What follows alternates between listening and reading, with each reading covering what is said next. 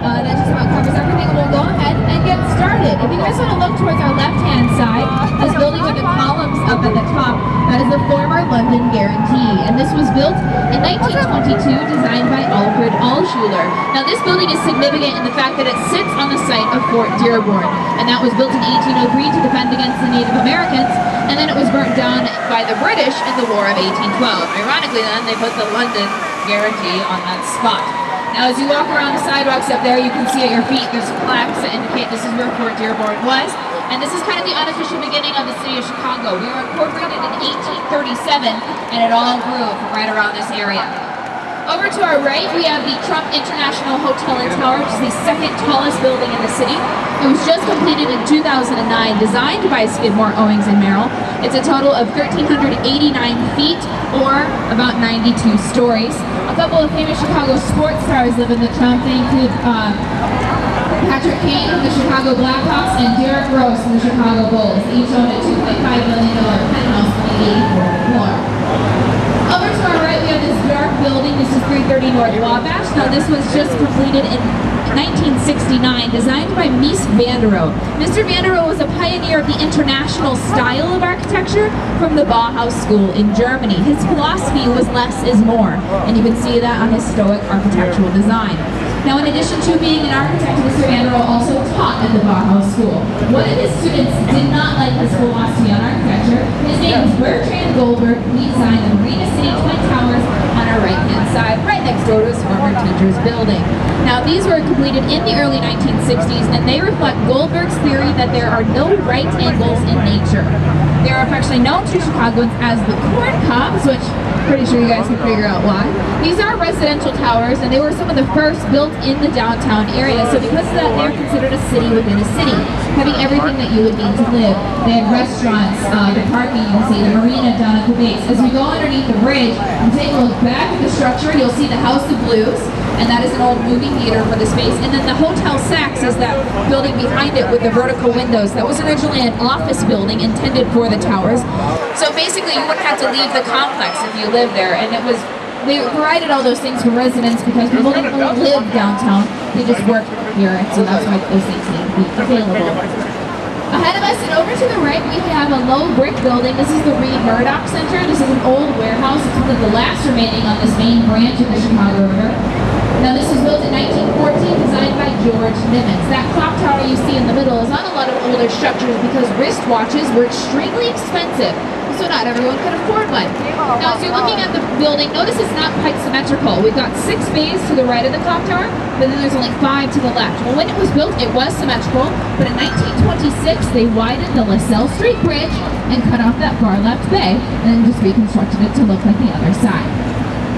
Now, Chicago's made a lot of great strides becoming a more energy-efficient city. The building coming up on our right is especially green, as they call it. This is 300 North LaSalle, and this was just completed in 2009, designed by Pickard and Chilton. Now, this building has the second highest LEED certification, spelled L-E-E-D. It stands for Leadership in Energy and Environmental Design. It achieved that honor by having what they call a green or a guarded roof. It's made almost entirely out of recyclable material. And it also pumps river water into an air conditioning system to aid in the cooling of the building. And that water is then pumped back into the river. Oh, too close. And now after the bridge, we have the impressive merchandise mart. When this was built in the 1920s, this was the largest building in the world, with about 4 million square feet of space, 8 miles of corridors, and it has a 5-acre footprint. Until recently, it had its own zip code. Now this was built to consolidate 14 wholesale warehouses for the Marshall Field and Company, designed by Graham Anderson Post and White in the Art Deco style of architecture. That is noted by the limestone exterior, the emphasis of the vertical, those setbacks towards the top, and then the use of geometric shapes throughout its facade. Now the building opened in the 1920s, and into the 20s was the Great Depression, so it hit financial despair almost immediately. In 1945, it was sold to the famous Kennedy family for about $13 million in unpaid back taxes. They held on to that space until 1998, when they sold it for a small profit of $600 million. It's good to be a Kennedy, although not all the time. So next door we have the Chicago Sun-Times building, and this one was built in the 1970s, designed by Skidmore, Owings & Merrill. But right in front of it we have a parking area, and that is called Wolf Point. Now, this is where the city of Chicago got its name. There was a small settlement here that a vote was taken to name the city Chicago. And this is also where the three branches of the Chicago River meet. We've got the North Branch to our right, the South Branch to our left, which we're going to be going down, and we were just on the main branch. So what does Chicago mean? Well, it is a French rendering of a Native American word pronounced Chicago. And there's a couple different interpretations as to the meaning of this word. First one, big, strong, and tall. Second one, smelly wild onion. The Native Americans used to name natural landmarks and flora and fauna that surround them, or the plants and animals, so they just call this essentially the smelly onion river. Now over to our right we have River Center, which is another old warehouse. It's been converted into residential space. But right in front of it you can see we have a train here. Now Chicago has long been known as a rail capital of the United States, and we do have two major train stations located right in the downtown. But you don't really ever see railroad tracks running along the ground throughout the city. Now, so where are they located? If you look, they are underneath the majority of these buildings along the South Branch of the river. These buildings had to purchase what is called the air rights above the railroad, which, as you can imagine, produced some interesting architectural engineering challenges. Over on the right, we have 100 North Riverside Plaza. This is 36 stories tower on the taller section, and then that left section is 13 stories. This is the Boeing headquarters for Chicago. They moved here from Seattle about 11 years ago. Now, this left section of the building, the shorter part of it, that sits over the switching tracks for the railroad. So that means that the building cannot be supported from the ground up, because you cannot cut a pier or a column into the ground, because you can't block a train as it's switching tracks. So essentially, in theory, that part of the building is floating. How is it then standing? It is being hung off of the taller section of the structure. So go underneath the bridge, take a look back at the building, and you see the big white X up at the top of the structure. That is one of 5 structural steel support trusses that hold the building from the roof down. Very similar to a suspension bridge. That was built in 1990, designed by Perkins and Will, and this won numerous awards for that engineering design. And now next door we have 2 North Riverside Plaza. This was built in 1930, designed by Holabert and Roche. This is the Art Deco style as well. This was the first building to purchase the air rights above the railroad and opened up development to the west of the river. So staying to the right, we have 2 identical dark buildings. These are part of the Gateway Center. This first one is appropriately called Gateway 1, and next door that is Gateway 2. Now, these buildings look kind of familiar. Do you remember 330 North Wabash, designed by Mies van der Rohe? Well, these are in that same Miesian or international style of architecture. However, they were designed by Skidmore, Owings & Merrill, also built in the 1960s. So you get this idea that Mr. van der Rohe was highly influential on the architectural styles. Now, underneath the buildings, you can see at eye level, there's trains. That is the local Metro line. The train that we saw earlier, that was the national Amtrak line. So the Metro serves the suburbs of Chicago, and the Amtrak runs throughout the entire country. Now this is the Northern Concourse for Union Station, and so this is where people actually get on and off of the trains. Now these 2 buildings are so well designed and insulated that you cannot hear or feel any of the rumblings from the trains below. And they also take all those diesel fumes emitted from the engine and pump them up through the building and out to the air to prevent the air conditioning system from becoming contaminated. So stay looking to the right above the trees after Gateway 2, you'll see a low limestone building, and that is the original portion of the Union Station. And this was built in the 1920s. It's one of the last grand train stations left in the United States. It's an absolutely gorgeous building if you have an opportunity to go and visit it. Alright, so you might want to get your cameras ready.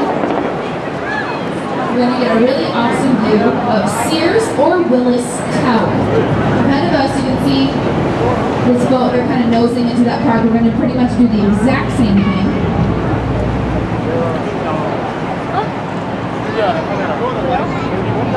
So it's going to be towards our left, but pretty much in front of us. So start looking up. Alright, we've got 50 stories.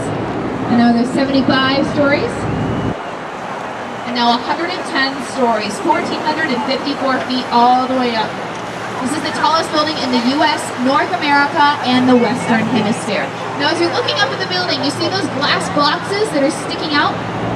That is called the ledge. It's part of their sky deck or their observation deck. There's people in those boxes. They're taking pictures of you as you are taking pictures of them. So you never know how to get that zoom in, so you might want to look like. Now, the ledge was installed in 2009. It's essentially a glass cube that was just put on the exterior of the building. There's 4 of them. You can walk out onto them and look down at the city beneath your feet. So the structure itself, it was built in 1974, designed by Skidmore, Owings & Merrill. Chief architects were Bruce Graham and Adrian Smith. Now, the name, Sears Tower, that was its name for a long time, but it is now officially called Willis Tower. That change happened back in 2009. And the way that this happened was, so the building was constructed for Sears Roebuck & Company, which in the 70s was the largest company in the world. Now, they were expecting to continue growing, and that never actually happened. So by the 1990s, they had moved out of the space to another location in the suburbs of Chicago. Their naming rights remained until 2003, so essentially the name was up for grabs. By 2009, Willis Holdings Group, which is an insurance brokerage firm based out of London, they moved into the space and negotiated in those naming rights despite the fact that they only leased about 4% of the building. So they do not have the majority of the space, but it's basically a contractual agreement. Regardless though, Chicagoans, we still know it as Sears Tower. It's been that way for a long time, and I really can't imagine calling it anything else. So staying over to our right-hand side, we have the Chicago Mercantile Exchange Center. This was built in 1987, designed by Fukujawa and Johnson. The trading floors were located in this area in between the 2 towers, where those have been moved to the Board of Trade building after the Mercantile Exchange and the Board of Trade merged in 2006. So this is now all office space. These corners are called serrated corners, and they were put on those towers for a special reason, because all those traders wanted corner offices. So they just gave them 16 per floor. And after the bridge, we have the beautiful Civic Opera Building. This is home of the Lyric Opera of Chicago. Now, the structure itself was built in 1929, designed by Graham Anderson, Probst & White, in a combination of French Renaissance and Art Deco styles of architecture. Now, as you're looking up at the building, notice it's in the shape of a chair. We've got 2 arms on either end, the seat is in the middle, and then the back rises up behind it. Now, this is very typical of Art Deco styled buildings, but this particular structure is nicknamed Insull's Throne. Samuel Insull commissioned the building, and he was dating an aspiring opera singer. Her name was Mary Gardner. She was trying to make it at New York City's Metropolitan Opera, but she was terrible. So, she comes running back to Insull, upset that they, of course, rejected her. She said, just build you your own opera house. Help yourself. Well, she was so bad she couldn't even make it here, but she did become the building's first director. Now, the structure opened literally days before the stock market crash of 1929, so Insull lost all of his money, which also means he pretty much lost Miss Gardner. Now, as you look back at the structure, though, notice you can really get that chair feeling. Notice how the back of the chair faces east, or New York City, spiting them for insulting Insull's love. Way to get back at them, buddy. I'm sure they totally feel the burn, right? Now, connected to this black building, we have an old warehouse with the ivy creeping up it. This is called the Great Lakes Building. It was built in 1960, designed by Nimitz and Fellows. Now, the structure itself isn't particularly important, but the site that it sits on is. In 1860, the Republican National Convention built a temporary building here called the Wigwam. There, an unknown lawyer from Alton, Illinois, was nominated, and he eventually became the 16th president of the United States. Pop quiz. You guys know what I'm talking about? Abraham. I heard it. Yes, Abraham Lincoln. He was elected in 1861, and it all began right there. I'm going to get your cameras to get the favorite on the tour. This is the beautiful museum building. And this was built in 1983, designed by Cohn, Pedersen, and Fox. This is an excellent example of contextualism in architecture. That means a building is designed for the environment surrounding it. So, this river-facing side follows the bend in the river, and then the side facing away from us, that follows the grid pattern for the city of Chicago. It is a 365-foot curved glass curtain wall with alternating shades of green glass, which reflect the color of the water. Now, this building is in a very notorious, very famous Chicago movie Ferris Bueller's Day Off. That's where Ferris's dad's office was located. And just next door to the new Bean building, we have 225 West Wacker. Now this was also designed by Tom Pedersen and Boxford. It was built about 6 years later in 1989. This building pays homage to the bridges in Chicago, specifically the Franklin and the Wells Street Bridge, which it sits in between. So go underneath the Franklin Street Bridge, take a look up at it, and you see these rivets. They look like nails that have been hammered into steel. They're all over all the bridges that we have here in the city. And now if you take a look back at 225, you see the center section of windows, gray panels. There's 4 little rivets underneath each window. And then if you bring your eyes all the way to the very top of the building, there's a railing in between that center section. And that railing is actually part of a little ornamental bridge. So that's all just there for decoration. Now, it was at the base of the Clark Street Bridge, which is a few blocks ahead of us, that one of the worst maritime disasters in Great Lakes history occurred. It happened back in July of 1915. Actually, this weekend, it's the 97th anniversary. The Western Electric Company commissioned the SS Eastland to take about 2,300 employees down to Michigan City, Indiana for a company picnic. It was a rainy, cold day, so everyone was trying to get on that boat as fast as possible. A lot of people went downstairs to get out of the weather, but quite a few stayed on that top deck because it was the first time they'd ever been on a boat. Well, another vessel passed on their left-hand side, and everyone on that top deck ran to the railing to look at it. The Eastland lurched violently and then rolled onto its left side, capsizing and killing 844 people in just 15 feet of water. Now, how could something like this happen? The river's long been used as a navigational channel. Well, in 1912, the Titanic sank. The problem was not enough lifeboats. The government that required all vessels carry enough lifeboats for passengers on board. Well, the Eastland was a very narrow and a very tall ship, and so the added weight of all those extra lifeboats on its top deck caused it to be top-heavy and prone to listing. That, coupled with everyone running to one side, was essentially an accident waiting to happen. Ironically, because of the Titanic. See that little bit? And now after the bridge, we have a building with mirrored glass windows. This is 77 West Wacker. This is one of my personal favorites on the tour. During college, I studied art history, and my second thesis was on classical Greek architecture. No, that's not my high school. At the very top of the building, you see that beautiful Greek pediment, and then the classical influence throughout. This is the modern classicist style of architecture designed by Ricardo Bofill in 1992. No, that's a hotel. Staying to the right, we have this dark gray building with those silver bars in the windows, and that is the Leo Burnett building, or 35 West Wacker. Now, that is the home of Leo Burnett Worldwide, which is a major ad agency. They've created characters that we all know and love: Snap, Crackle, Pop, the Meow Mix Song, the Green Giant, Charlie the Tuna Fish, the Barbaro Man, more recently Mayhem from the Allstate commercials, and that's all from the Leo Burnett corporation that's inside 35 West Wacker. Now ahead of us, if you can find the building that has a gold top, that is the Carbide and Carbon building, and that was built in 1929. It is real 24-karat gold leaf up there. Now after the bridge, you'll see that the sides of the building are green. It is said that the architects who designed it, Burnham and Sons, were inspired after a New Year's Eve party, so it looks like champagne bottle. And now we have the terracotta exterior of the beautiful former Jewelers building, or 35 East Wacker. Now this was built in 1922. It's modeled after a 15th century Italian monastery. The central tower is called a belvedere, and that once housed the Stratosphere Lounge and Restaurant, which was frequented by infamous gangster Al Capone. Yesterday, In 1902 until 71, we have Mather Tower. And this was built in 1929, designed by Herbert Riddle. This is the narrowest skyscraper in the city. Floors at the top are only about 9.5 feet across. Now, as you look at the very top section of Mather Tower, notice it's a different shade of white.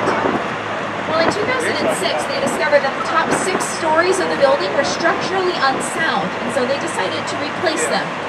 They took a helicopter and plucked the top 6 stories off the building, put that on a barge waiting here at the river, and picked up a pre-constructed section and just capped it off.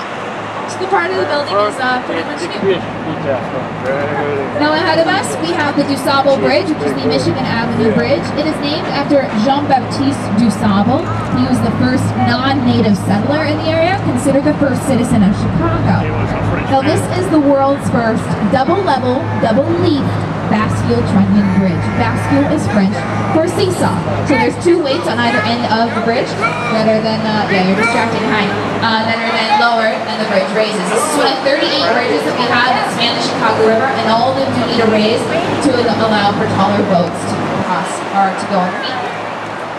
Over to our left now, we have the beautiful Chicago Tribune building. This was built in 1922, designed by Raymond Hood and John Howells. It's in the neo-Gothic style of architecture.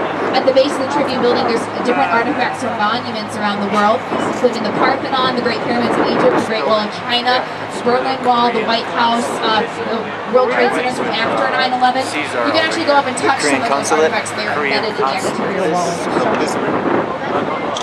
So, staying to the left now, we have this tall limestone building, and up at the top, just below that spire, you can see there's a peacock.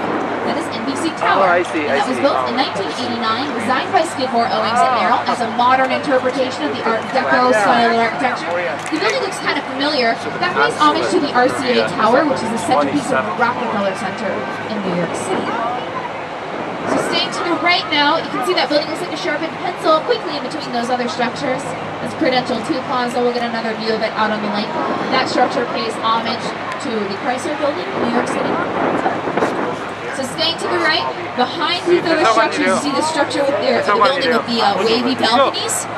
And that is Aqua. That's a brand new building here in the city, just completed in 2009. It's a very, very special structure. It's very dear to my heart. It's the tallest building in the world, designed by an architectural firm whose lead architect is a woman. Her name is Jeannie Gang. She's the lead of Studio Gang Architectural Firm. As we come back west on the river, I'll point out Aqua again and you'll get another beautiful view of her. This tall blue glass building with the alternating shades of glass is a Swiss hotel. Notice its unique shape. Now, this was built in 1989, designed by Harry Weiss. Mr. Weiss is an avid yachtsman who also loves triangles. And so, you can see he made the building in the shape of one.